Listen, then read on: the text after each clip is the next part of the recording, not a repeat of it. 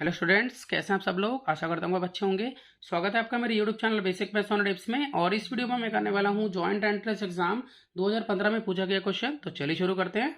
तो देखिए क्वेश्चन में हमें पूछा है, Ram purchased a house for ₹35 lakh and spend 20% of its cost on it's repairing.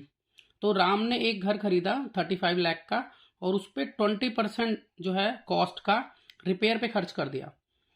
What sale price should he fix in order to have gain of 20%।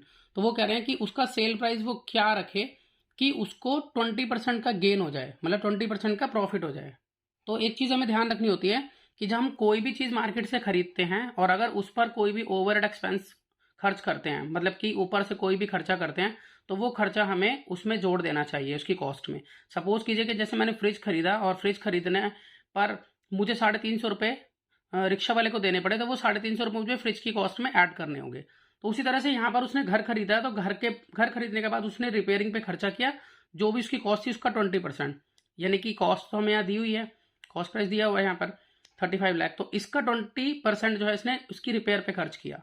कितने का बेचे कि 20% का उसे प्रॉफिट भी हो जाए। तो हमें क्या करना होगा, पहले इसका एक्चुअल प्राइस निकालना होगा।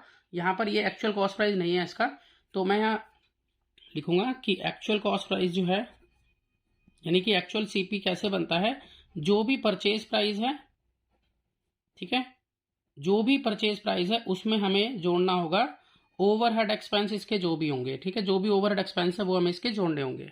तो हम यहाँ पर इसी के अकॉर्डिंग लिख लेते हैं कि हमारे पास परचेज प्राइस कितना है, 35 लाख का है, ठीक है। उसमें हमें क्या करना होगा, ये जो 35 लाख है उसी का 20% इसमें ऐड करेंगे हम, ठीक है। इसका मतलब हम इसको यहाँ कैलकुलेट करके इसमें ऐड करेंगे। तो यहाँ पर 35 लाख प्लस, अब इसका यहाँ जीरो से यहाँ जीरो कट गया, 2 1 जा 2 और 2 5 जा 10। अब यहाँ 35 को काट सकते हैं 5 से, तो यहाँ 5 7 जा 35, तो 7 लाख हो गया यहाँ पर। तो इसको हम लिख सकते हैं यहाँ कि ये 7 लाख के इक्वल आया, मतलब 35 लाख का 20% 7 लाख आया है। तो हम इसको ऐड करेंगे तो ये ऐड होकर हो जाता है हमारे पास 42 लाख। इसका मतलब ये है कि जो घर उसने खरीदा था 35 लाख का तो खरीदा था, लेकिन उसके बाद जो रिपेयरिंग पे खर्च किया उसके बाद उसको ये घर पड़ गया 42 लाख का।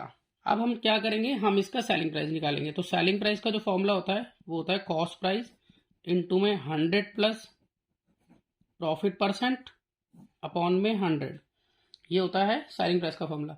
बस अब हम यहाँ पर इस सेलिंग प्राइस के फॉर्मूले में जो जो हमें मालूम है वो पुट करेंगे। तो कॉस्ट प्राइस हमें मालूम है, ये है 42 लाख इनटू में 100 प्लस प्रॉफिट परसेंट, मतलब यहाँ 20% प्रॉफिट अर्न करना चाहता है वो, अपॉन में 100। तो 42 लाख इनटू में ये हो गया 120 अपॉन में 100, एक जीरो से एक जीरो ये कट गई। अब इसके बाद हम क्या करेंगे, यहाँ 42 लाख इनटू में 12 करेंगे और अपॉन में 10 करेंगे। तो यहाँ 42 इनटू में 12 कर लेते हैं, तो आ जाता है हमारे पास 504 लाख, ये आ जाता है। अपॉन में 10 है, तो 10 का मतलब एक के बाद पॉइंट प्लेस करेंगे तो ये आ जाएगा 50.4 लाख। तो 50.4 लाख जो है वो इसका आंसर आ जाता है हमारे पास।